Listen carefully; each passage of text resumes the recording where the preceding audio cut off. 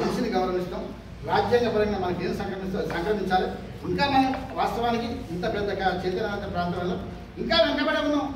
అదే నానా సార్ చెప్పినట్టు సూర్యాపేట ప్రెస్ క్లబ్ ఎక్కడెక్కడ సూర్యాపేట ఎక్కడెక్కడో చుట్టుముట్టు సూర్యాపేట ఎక్కడ దాకా పోయింది మన పేరు. వస్తాను గడ్డపల్లి ఉంది, పెనపాడు ఉంది, మోతే ఉంది, అన్ని కమిటీలు వేసుకోండి. మనం కమిటీలు వేసుకోపోయినాం. మనకు ఎట్లాగా అమ్మాయి సంపాదించిన ఆస్తులు లేవు, మనం వెనకంగా వచ్చింది లేదు. మనకు ఒక గూడు కట్టుకున్నాం, ఒక ఇల్లు ఉందా, ఇల్లు కోసం ఎన్ని పోరాటం చేయాలి. ఒక పోరాటం ఇంటికి పెడితే ఒక ఆయన గురి చేస్తాం. ఆయన దగ్గర సొమ్ము ఇచ్చినారు, ఆయన దగ్గర ఇంటి ఇచ్చినారు. ఎక్కడిది ఇల్లునే. ఆరోగ్యం వస్తే గవర్నమెంట్ హాస్పిటల్ రాపించుకోవాల్సి వస్తుంది. ఓ డాక్టర్ అయ్యా ఫీజు లేదని బతలాడు సార్, ఓపీ చేస్తాను నేను లేక అని బతలాడాలి పోవాల్సి వస్తుంది. ఇప్పుడు మనం కార్పొరేట్లో పోతామా, మనకి యాజమాన్యాలు ఏమైనా ఇస్తున్నాయా?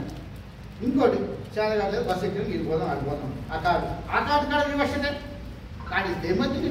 ఈ ఉన్న వాళ్ళందరికీ నువ్వు ఏ క్రైటీరియా పెట్టావు, విలేకరైనా ప్రతి ఒక్కరికి, రాయగలిగిన ప్రతి ఒక్కరికి ఇదేమవుతుంది?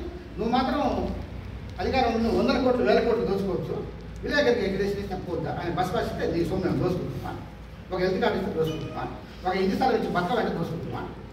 మీరేమన్నా 100 కోరికలు కొట్టి మాకు 1000 కోట్ల ఫండ్ 1,00,000 కోట్ల ఫండ్ ఏమైనా కార్పొరేషన్ పెట్టమంటున్నాం. మనం చిన్న చిన్న విషయాలు అడుగుతున్నాం.